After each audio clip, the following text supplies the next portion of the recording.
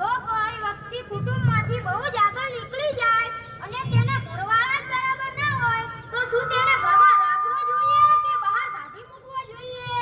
જો બેટા, તે લીંબુ ચમચીની રમત જોઈ છે? હા. લીંબુ ચમચીની રમતમાં જો લીંબુ પડી જાય અને વ્યક્તિ સૌથી આગળ નીકળી જાય તો શું એ જીત્યો કહેવાય? ના સાહેબ, તે તો હાર્યો જ કહેવાય ને. હા, તો આપણા કુટુંબના સંબંધો છે ને એ લીંબુ જેવા છે, એને લીંબુની જેમ સાચવવા જોઈએ. તો સાહેબ આપણે કયા કયા સંબંધો સંભાળવા જોઈએ? જો પહેલો સંબંધ માતા પિતા ને ભાઈ બહેનનો છે, બીજો પતિ પત્નીનો, ત્રીજો ગુરુ શિષ્યનો, ચોથો મિત્ર, પાંચમો પ્રકૃતિ, છઠ્ઠો રાષ્ટ્ર ને સાતમો સૌથી મહત્વનો એટલે ભગવાનનો સંબંધ છે. અને આ સાતે સંબંધોની અંદર જો સ્વાર્થની જગ્યાએ સ્નેહની સુવાસ પ્રસરે ને તો આખા વિશ્વમાં આનંદ આનંદ થવાઈ જાય અને આપણું જીવન છે ને એ આનંદથી ભરપૂર થઈ જાય. જો બેટા, આ સંબંધોમાં માનો સંબંધ છે ને એ ખૂબ મહત્વનો છે. પણ આજે ભેદની તોતંગ દિવાલોની અંદર, ભોગના અંદર ફસાયેલો માણસ, મોબાઈલમાં અટવાયેલો માણસ આવા સંબંધોને ભૂલી જાય છે. ત્યારે શું પરિસ્થિતિ થાય છે અને આ સંબંધ કેવો નિરાળો છે જો તને બતાવું. હા સાહેબ.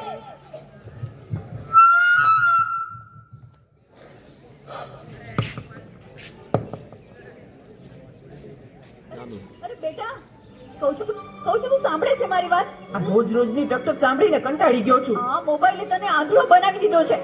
મૂક કહું છું, મૂક હવે. જો મોબાઈલ નથી દીધો, લાવ કહું છું. મને દે ના, દે કહું છું ને. આ શું કર્યું તે? પાછળ જ પડી ગઈ છે.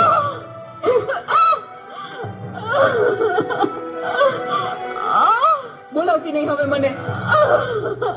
હે ભગવાન, શું કરું મારે આનું? કઈ સમજાતું નથી. આજે ઘરે ઘરે આ સમસ્યા છે. મોબાઈલે માતા પિતા પ્રત્યેનો ભાવ સાવ ખલાસ કરી નાખ્યો છે. અરે શેઠ સાહેબ, તમે અમારા ઘરે? તું મને ઓળખે છે? મારા મમ્મી તમારે ત્યાં ઘરકામ કરે છે. એ સુશીલા એન્ડ કંપનીના માલિક ને. તમને તો આખું શહેર ઓળખે છે. તને ખબર છે બેટા સુશીલા કોણ છે અને હું આ સુશીલા કંપનીનો માલિક કેમ બન્યો? ના. તો સાંભળ. અતિશય સાધારણ કુટુંબમાં મારો જન્મ થયો હતો. હું સુતો પારણે પૂજનાનો, રડું છે કતો રાખતું કોણ છાનો, મને દુઃખ દેખી દુઃખી કોણ પાપું, મહાહેતવાળી દયાળી જ માતું. હું સુતો પારણે પુત્રનાનો, રડું છે કતો રાખતું કોણ છાનો, મને દુઃખ દેખી દુઃખી કોણ પાપું, મહાહેતવાળી દયાળી જ માતું. મારા બા અને બાપુજીએ ખૂબ મજૂરી કરી મને ભણાવી ગણાવીને લાયક બનાવ્યો. હું ખૂબ પૈસા કમાવા લાગ્યો. લગ્ન પછી જુદો રહેવા લાગ્યો અને મા બાપને ભૂલી ગયો. પણ કુદરતે મને થપાટ મારી. મારી બંને કિડની ફેલ થઈ. મારી પત્નીએ આ વાત સાંભળીને ડિવોર્સ લીધા. પણ મારી માએ જ્યારે આ વાત સાંભળીને ત્યારે ગાંડી ઘેલી થઈને દોડતી દોડતી મારી પાસે આવી. અરે દીકરા, એમાં શું પૂછાઈ ગયો? હું છું ને તારી બા. હું જીવું છું ને ત્યાં સુધી તને કઈ નહીં થાય દીકરા. અરે ભગવાને મને તારા માટે જ તો આ બે કિડની આપી છે. ડોક્ટર સાહેબ, તમે મારી આ બે કિડની કાઢી લ્યો, પણ મારા દીકરાને કઈ ના થવું જોઈએ સાહેબ, કઈ ના થવું જોઈએ. માથી મોટું કોઈ નહીં, મળે ને હોય ધડ કે ધબકી, આવું કોઈ સમાવે શીશ, અંબા આગળ હાલિયા.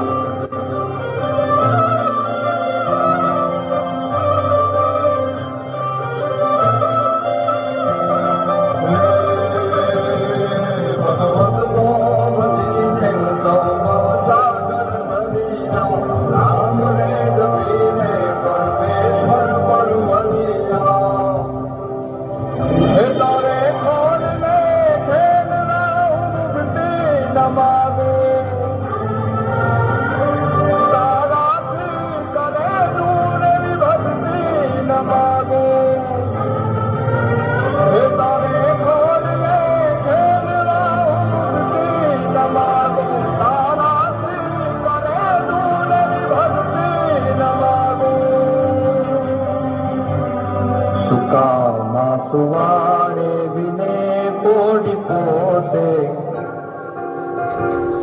પીડા પામ પાને સજે સ્વાદ પોતે મને સુખ માટે કટું કોણ ખાતું મહાહેતવાણી દયાળી જ માતું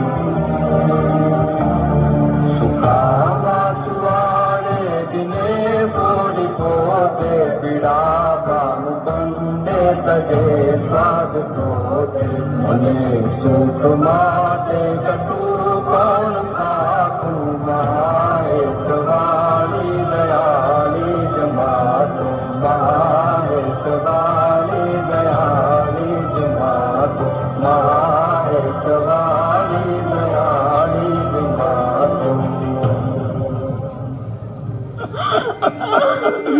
મારી માએ આપેલી કિડનીથી હું જીવું છું. આજે ગમે તેવી મીટિંગ હોય ને મારી માનો ફોન આવે એટલે બધું સાઈડમાં મૂકી દઉં છું.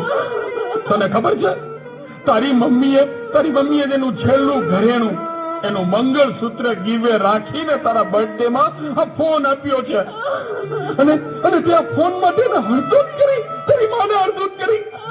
શું વાત કરો છો? મને નથી ખબર.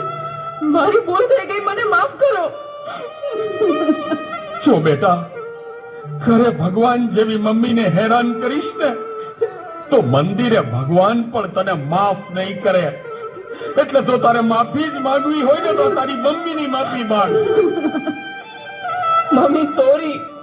હા, ફોન પાછળ હું એટલો આંધળો થઈ ગયો હતો. મને માફ કરી દે મમ્મી. અરે એમાં શું બેટા, ભૂલી જા એ બધું. મારા દીકરા ભૂલી જા. જો હું પણ ભૂલી જાઉં છું. અરે મારા માટે તું મૂંગી કેટલું દુઃખ સહન કરતી રહી અને હું તને હેરાન કરતો રહ્યો. મને માફ કરી દે મમ્મી. આજે વચ્ચે ના પૂછું. મમ્મી મને સુખી કરવા તે તારા સુખોનો ત્યાગ કર્યો છે ને. હું દુનિયાના બધા સુખો તારા ચરણે ધરીશ. એ માટે હું તનતોડ મહેનત કરીશ. મમ્મી તારું નામ દુનિયામાં રોશન કરીશ. મમ્મી તારું નામ દુનિયામાં રોશન કરીશ.